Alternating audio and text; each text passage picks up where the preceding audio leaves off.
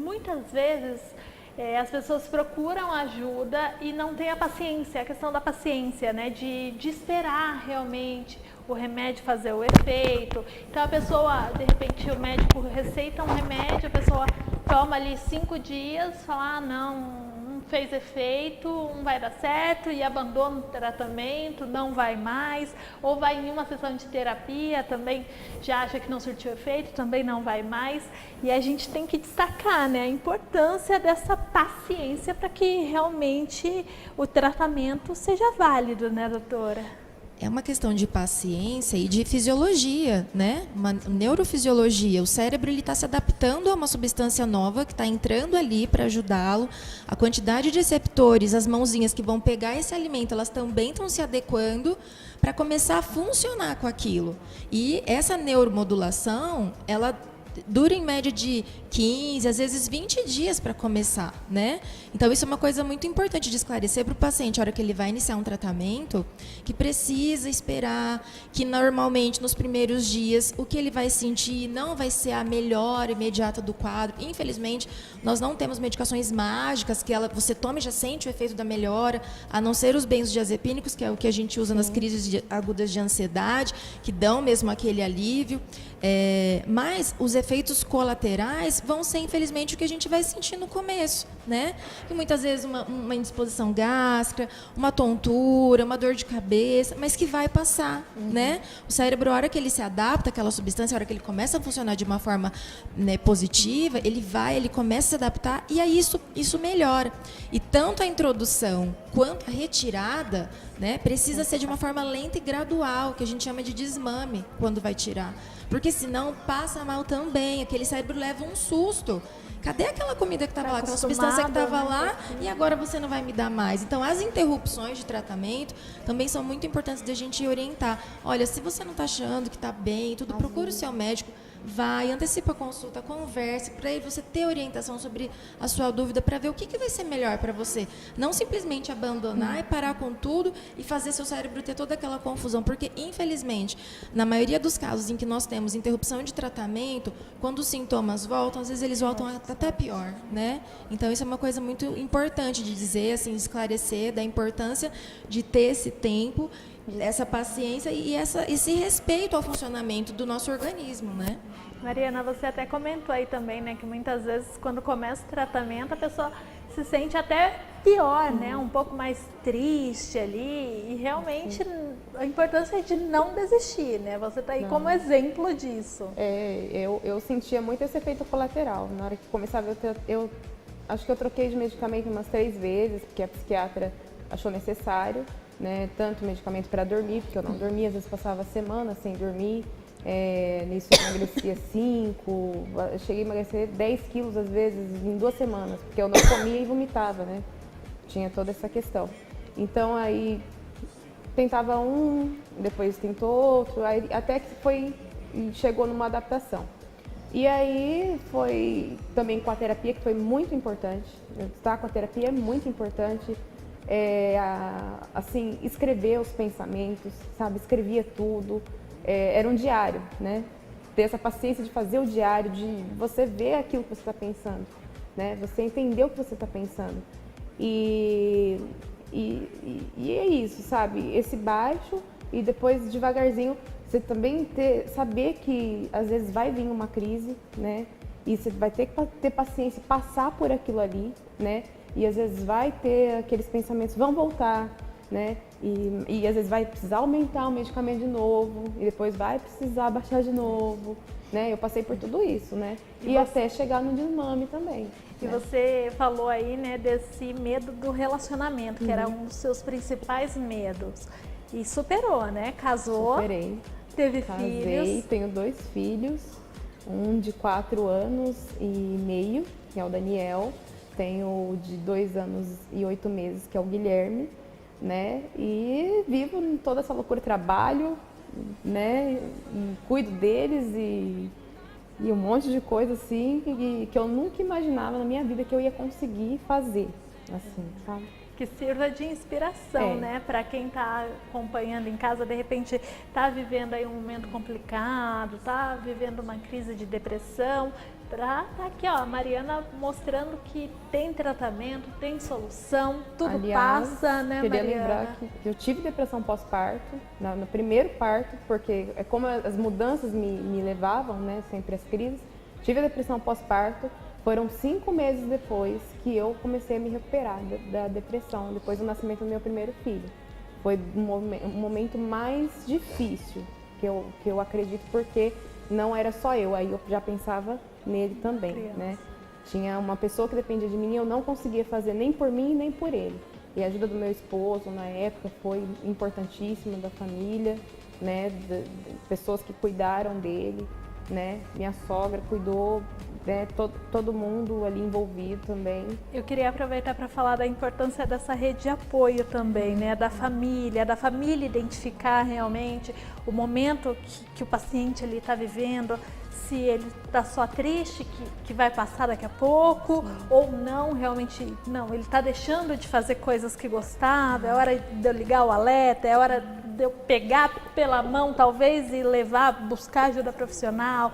Realmente, os familiares, essa rede de apoio é muito importante, né, Ana? É essencial. Ela é, talvez, uma ajuda para a gente também, enquanto profissional de saúde, que está junto com esse paciente, porque são as pessoas que estão mais próximas desse paciente, né? E a família, ela acaba que adoece junto. Sim. Ela sente tudo isso junto com o paciente, né? Então, ora a família consegue, ora a família também não consegue. Por isso que a escuta também, ela abrange a família.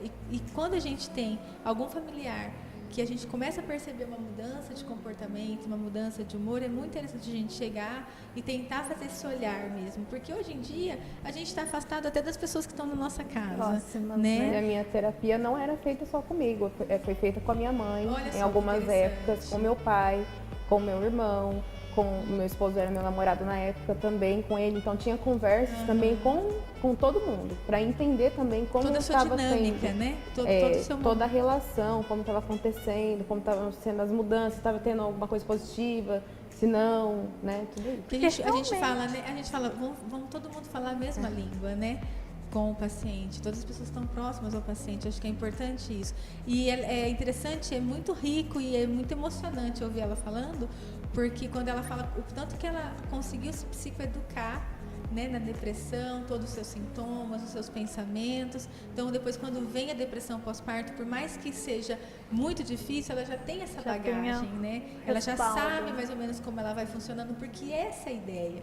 A ideia é a gente instrumentalizar as pessoas para que as pessoas consigam lidar com as suas questões, né? Entender onde estão os seus gatilhos, entender qual é o momento exato de eu procurar ajuda psiquiátrica novamente. Né? Muitas vezes eu passei pelo psiquiatra, tive alta do psiquiatra, tive alta da psicóloga, mas eu vou precisar voltar. Né? Existem momentos, e tá tudo bem, a gente pode voltar, não, eu tive alta, nunca mais eu volto. Não existe isso. O que existe é a gente se psicoeducar e entender onde estão as nossas fragilidades. Porque muito que a gente percebe hoje é que as pessoas não se conhecem. Sim. Então elas não entendem onde estão as próprias fragilidades para poder procurar uma ajuda que só tem a somar, né? Só tem a contribuir aí com a saúde mental. E a importância realmente da família, né? Dessa participação da família também na terapia, porque acho que não adianta nada o paciente ir lá fazer a terapia, ele e o terapeuta estão ali e eles conseguem colocar, né, o paciente consegue colocar o que está acontecendo, mas chega em casa e aquelas pessoas não estão preparadas para recebê-lo, Só né? que eu também acho importante falar um pouco do que eu ouço de depoimentos. Infelizmente, nem sempre esse apoio vai existir. Pelo contrário, por mais que as pessoas queiram, nossa, eu queria tanto o meu pai, a minha mãe, o meu namorado, entendendo, por mais que a gente queira muito, saiba que é muito importante isso, muitas pessoas se queixam de mim e falam, Manu, mas ninguém me apoia. Ou senão, eu comecei a ir na psicóloga, eu comecei a ir na psiquiatra e em casa virou um transtorno, porque vem críticas, vem os preconceitos. Eu acho muito importante falar que nessa situação em específico, que você não vê o apoio de quem você ama, tem coisas que só você consegue fazer por você. É importante que você não desista de se tratar, de ir atrás, de buscar ajuda, sabe? Porque, infelizmente, você felizmente, na verdade, você não vai estar sozinho, você vai ter o seu psicólogo, o seu terapeuta, o seu psiquiatra, vai ter alguém que vai te entender, que não vai menosprezar a sua dor, que não vai tratar como frescura. Você vai aprender até a lidar, né, com esses familiares e com as pessoas que não te apoiam, que não te ajudam, que menosprezam a situação. Mas também eu tive o apoio, mas até chegar no demora momento muito. do apoio, demorou. Né, Eu acho pra que entender todo o processo. às vezes a família vê, né, os amigos, quem tá próximo, mas vai ignorando, assim, é um dia difícil, vai passar, é um estresse, é uma coisa pequena. E aí quando vê que já não é mais só a pontinha da iceberg, que já é muita coisa, que já tem muitas áreas da sua vida afetadas na minha vida. Não foi só o vestibular, tudo, minha relação com os meus pais, a minha relação comigo, com a minha autoestima, tudo começou a ser afetado. Aí parece que todo mundo fala, não tá bem, porque tem muita coisa acontecendo ao mesmo tempo, sabe? Às vezes os familiares querem respostas rápidas, né? Querem muitas respostas, entender, mas por que você tá ruim? Sim. Mas você tem tudo. É que Mas você não tem, explique, você não tem problema nenhum. Você tem tudo que você quer, eu te dei tudo que você quer e você tá assim, né? Então essa cobrança, né, doutora? Existe uma nossa, cobrança. mas você tem tudo. Nossa, quantas vezes eu escutei, você tem tanta coisa, mas você tem tudo. Quantas vezes pessoas que sofrem com isso ainda têm que sofrer ouvindo um comentário como esse, sabe? E outra coisa também que eu acho importante falar é a questão da boa vontade, né? Acho que muito. quantas vezes, né, quem já passou por Querer. isso já ouviu.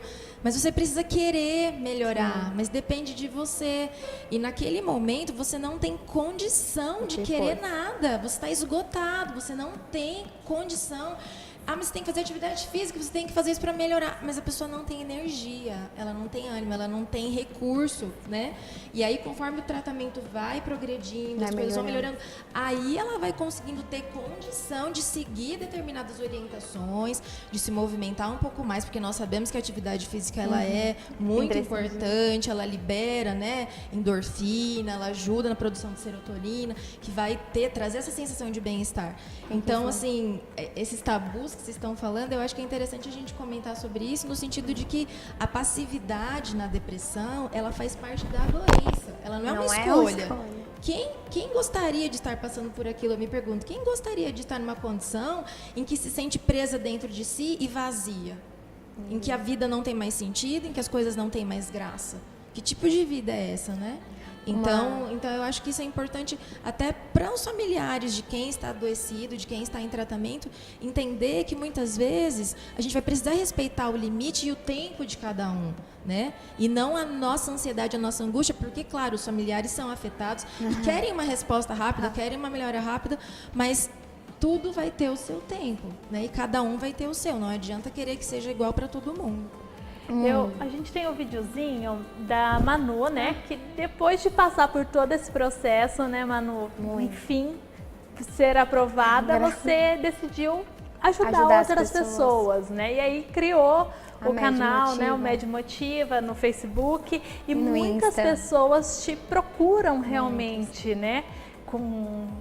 Falando o que acontece. Eu vejo a necessidade de falar sobre quando eu me coloco num lugar assim, eu falo, nossa, tantas pessoas que nem me conhecem pessoalmente, que me conhecem através de uma tela de computador e de celular, que falam, que desabafam, porque falam assim, Manu, eu sinto que eu posso compartilhar com você, porque dentro da minha casa eu não posso falar sobre. E eu falo muito isso na página, falar cura. Você se abrir, colocar pra fora e reconhecer, eu não tô bem, olha, tá acontecendo isso, eu preciso de ajuda. Eu sempre falo, eu jamais substituo um profissional, uma psiquiatra, um psicólogo, mas você entender que talvez o primeiro passo de você tentar falar, por pouco que seja, mas aos poucos conseguindo tirando aquilo de dentro de você, é libertador, né? Já vai ajudar. Então vamos conferir o videozinho da Manu para ver um pouquinho do que é esse trabalho com o Med Motiva. Comecei isso, eu não tinha noção, dimensão do significado que a Med Motiva ia ter para minha vida. Até que a partir de um momento eu entendi, através das inúmeras mensagens que eu comecei a receber, que existia um propósito na dor.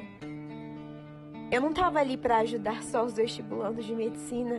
Eu recebo mensagens de pessoas que aos 50 anos recomeçaram, e isso não é mérito meu. Isso é a prova de que tudo que a gente faz com o coração floresce. E a partir de um momento, eu entendi que se minha dor servia para aliviar a dor de outras pessoas. Então, na minha vida, tudo tinha começado a fazer sentido, porque Deus e o universo sempre se encarregam de fazer por nós algo muito melhor do que a gente espera lá. Olha que legal, né? Compartilhar. Acontece o mesmo com a Mariana, né, Mariana? Hoje você participa de palestras aí, conta um pouquinho da sua experiência para realmente ajudar outras pessoas, né? E acho que é isso o que mais move. interessante, E muito né? também que tem acontecido muito, como eu dou aula, tem muito adolescente, né? Nessa situação é demais. E a gente vê, assim, alguns, né, se mutilando, né? Chega na escola mutilado, então eu tenho tido muita oportunidade de falar com esses adolescentes e falar, ó, procura um profissional. E peguei até desenhos, até dentro de sala de aula, de crianças com, assim, com mensagem de suicídio. Entreguei na escola, foram chamados os pais para ser notificado sobre isso, para procurar um profissional para a criança, para o adolescente, né? Então isso passa muito, né, por nós.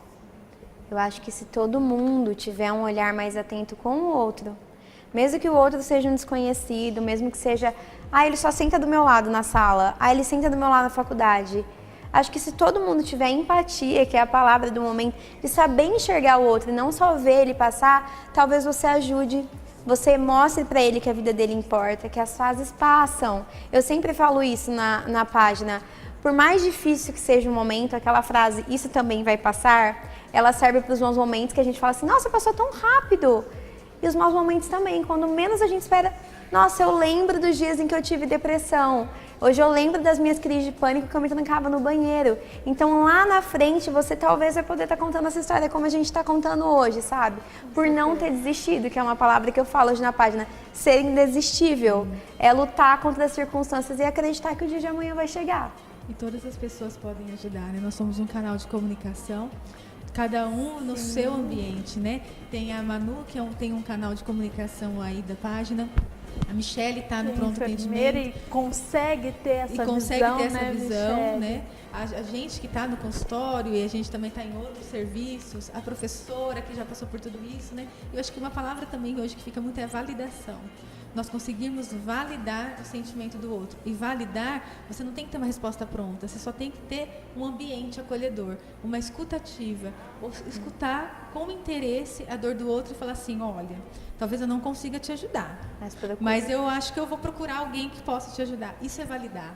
Agora, a gente não valida a dor do outro falando assim, você tem que ter força, você tem que ter vontade, você também não está com vontade de fazer as coisas, isso é frescura. Isso é o que a gente mais ouve hoje. E isso é invalidante. E ambientes invalidantes proporcionam vários transtornos. Então, se a gente olhar para o outro e validar a dor e falar, talvez eu não consiga, mas eu posso te ajudar. Eu não sei o que fazer, mas ajuda, vamos procurar junto. Eu acho que a gente vence até um fenômeno crescente que a gente tem de suicídio aqui. Eu queria falar também sobre como a força é pequena. Eu lembro que meu esposo teve umas épocas que ele tinha que dar banho em mim, pentear meu cabelo, porque eu não conseguia. Eu não conseguia. E ele o apoio dele é fundamental também, né? Eu acho que todo o apoio vem... Eu olhei para ela que é enfermeira e lembrei de uma situação em específico, lembro até a cidade, Prudente, em que eu entrei em desespero. Naquele momento, o pronto-socorro estava lotado de casos e casos. Eu segurei uma enfermeira, porque eu tinha costume de chegar muito desesperada. E eu lembro que ela só olhou para mim e nesse momento, às vezes, o que você só precisa é de um abraço. E como é importante, às vezes você não fala nada. Só mostrar, tipo, vai passar. Eu lembro que com o olhar dela, assim, ela me passou uma segurança. Como é importante vocês terem essa linha de frente. Que eles fazem, os enfermeiros estão ali, são os primeiros a pegar o caso, né?